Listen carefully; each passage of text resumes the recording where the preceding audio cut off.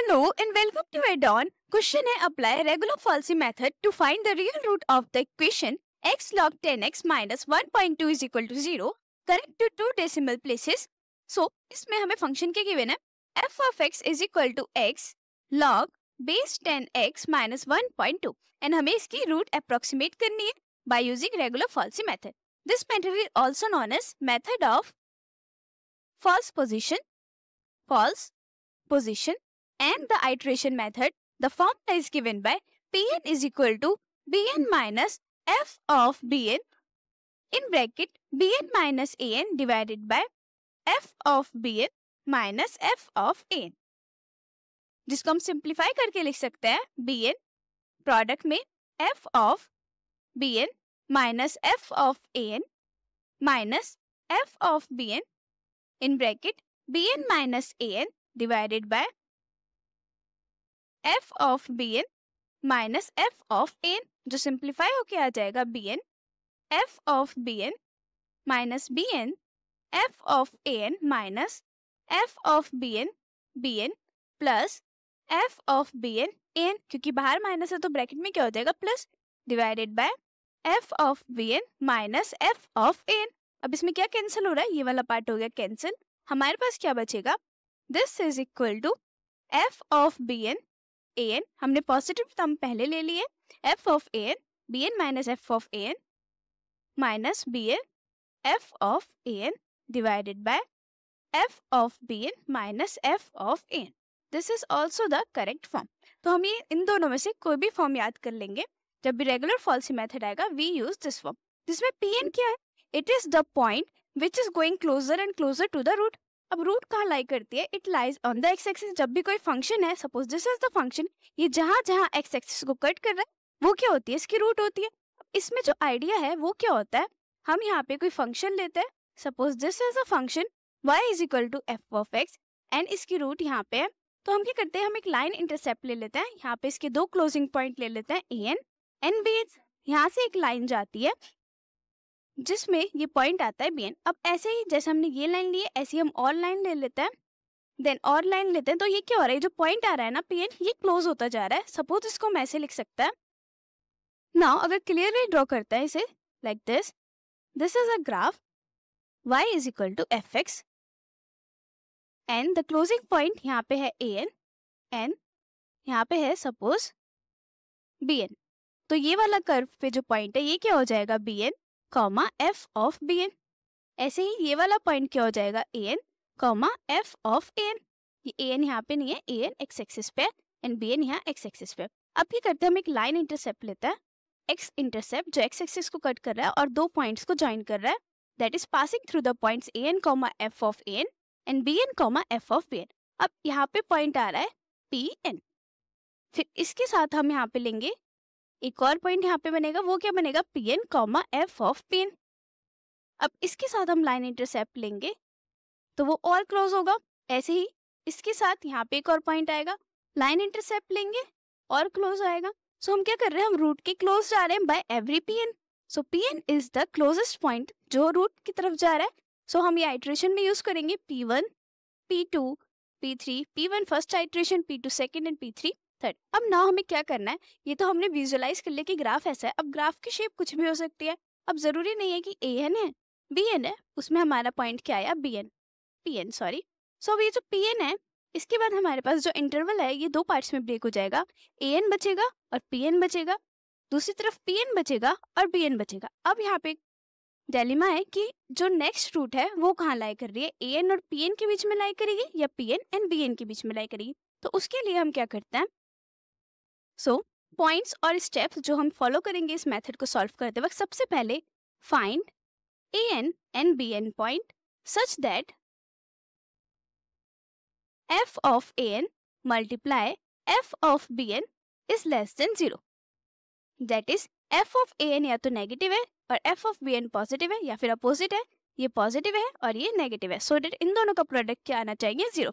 सो इसका मतलब क्या है, root lies between an comma bn. Now जो भी पॉइंट आया an कॉमा bn, उसमें हम फॉर्मूला अप्लाई करेंगे जिसको हम 1 मार्क कर लेते हैं. इस वाले को 1 ले लेते हैं, हम इसमें भी पुट करके सॉल्व कर सकते हैं, but this one is more simplified, हम इसको सॉल्व कर लेते हैं।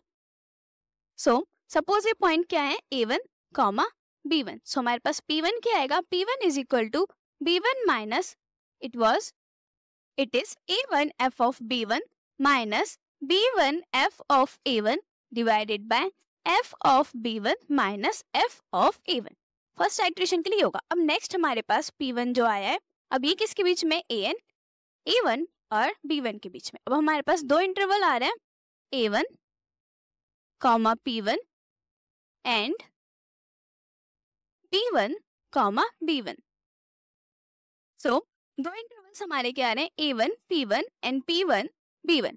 सो इसमें फाइंड आउट करने के लिए हमें फिर से क्या देखना है, a1 कॉमा p1 में f ऑफ a1 और f ऑफ p1 का प्रोडक्ट अगर लेस देन 0 है, दिस इम्प्लाइज a1 तो a2 की वैल्यू क्या हो जाएगी, a1 के इक्वल, एंड b2 की वैल्यू किसके इक्वल हो जाएगी, p1 के equal. In case f of p1 dot मतलब multiply f of b1 is less than 0, तो रूट लाई कर रही है इन दोनों के इंटरवल के बीच, तो इसमें क्या हो जाएगा, a2 is equal to p1 and b2 is equal to v1। Now हमारे पास a2 एंड b2 आ जाएंगे नेक्स्ट आइट्रेशन के लिए, देन हम उससे p2 फाइंड आउट करेंगे। अगेन p2 के लिए हमारे पास इंटरवल्स ब्रेक होंगे, देन उसमें हम अगेन चेक करेंगे कि जो प्रोडक्ट है फंक्शन का ओवर दीज टू इंटरवल्स किसमें वो 0 जा रहा है, and then we will solve it. Now function के लिए सॉल्व करेंगे। फंक्शन क्या गिवन था, f of x is equal to, now अब इसके लिए हमें क्या फाइंड आउट करना है, first step a1 and b1 find out करना है। तो a1 सपोज हम लेट कर लेते हैं 1, तो उसके लिए हमारे पास f ऑफ 1 क्या आ रहा है, it is 1 log base 10 1 minus 1.2, ये हमारे पास बचा minus 1.2। So a1 is equal to 1 के लिए f ऑफ 1 क्या आ रहा है, नेगेटिव। अब हमें ऐसी वैल्यू लेनी है, दैट इज b1 हमें ऐसा लेना है जिससे हमारे पास फंक्शन की वैल्यू क्या है, पॉजिटिव। सो हम इसे 2 लेके देखते हैं, f ऑफ 2 क्या आएगा, it is equal to 2 log base 10 2 minus 1.2। इसे कैलकुलेट करेंगे, मोस्टली हम साइंटिफिक कैलकुलेटर यूज कर सकते हैं। कैलकुलेट करने पर हमारी वैल्यू आई है negative minus 0.5979 which is less than 0, that means हमें ये नहीं चाहिए। सो v1 के लिए हम लेट कर लेते हैं, v1 is equal to 3। So f of 3 क्या होगा, it is equal to 3 log base 10 3 minus 1.2। जिसका सॉल्यूशन आएगा 0.2313 जो पॉजिटिव है which is greater than 0। So इससे हमारे पास क्या आ रहा है, a1 is 1 and b1 is 3 such that f of a1 की मल्टीप्लाई जब हम करेंगे f ऑफ b1 के साथ, it is less than 0 since a1 क्या है नेगेटिव एंड b1 क्या है positive. Now apply the first iteration. For first iteration p1 is equal to, it was, now value क्या है, a1 is 1, f of b1 क्या है, it is 0.2313 minus v1 is 3, f of a1 की value क्या थी। So there is one thing, हमारे पास a1 and a1 for 1 and for 2 इन दोनों के लिए हमारे पास वैल्यू क्या आई थी, नेगेटिव, एंड फॉर 3 हमारे पास वैल्यू क्या आई थी, positive. So the most convenient form is हम a1 को क्या लेट करें, 2, क्योंकि जो इंटरवल आएगा वो क्लोजेस्ट आएगा एंड जो रूट आएगी वो हम जल्दी फाइंड आउट कर पाएंगे, दैट इज कम आइट्रेशन में हम जल्दी अप्रोप्रिएट रूट के पास पहुंच पाएंगे। So we will take interval 2 and 3। So a1 is 2 and b1 is 3 and then उसके बाद हम फॉर्मूले में पुट करके इसे सॉल्व करेंगे। इसको कैलकुलेट करने पे जो हमारी अप्रोक्सीमेट वैल्यू आएगी up to 2 decimal place is 0.72। It is 2.72 not 0.72, approximated value up to 2 decimal place. Now p2 हमें फाइंड आउट करने के लिए हमें क्या फाइंड आउट करना है, a2 f of b2 minus b2 f of a2 divided by f of b2 minus f of a2।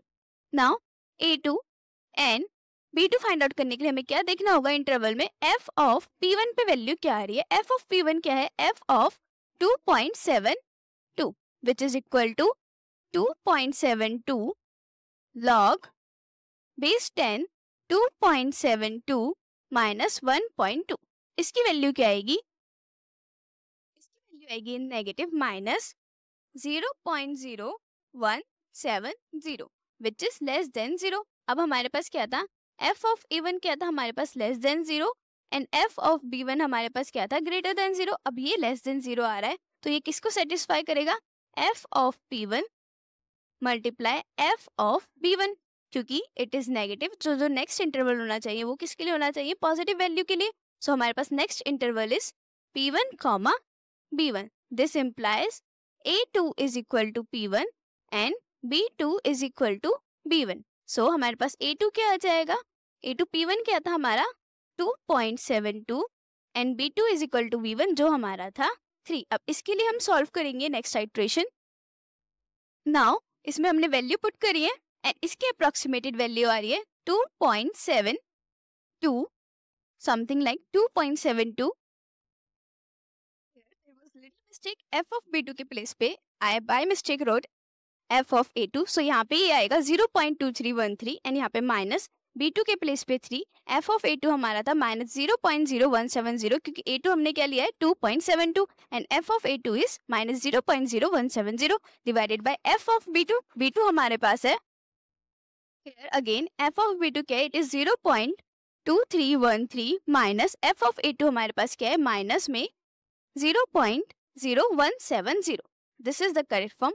अब इसकी अप्रोक्सीमेटेड वैल्यू हमारे पास आ रही थी 2.73173, I guess it was 2.73, it was 2.7398 which is approximated to 2.74। So दो iteration में हमारे पास value क्या आई, पहली हमारे पास आई थी 2.72, नेक्स्ट इज 2.74। सो हम दो आइट्रेशंस में लिख सकते हैं।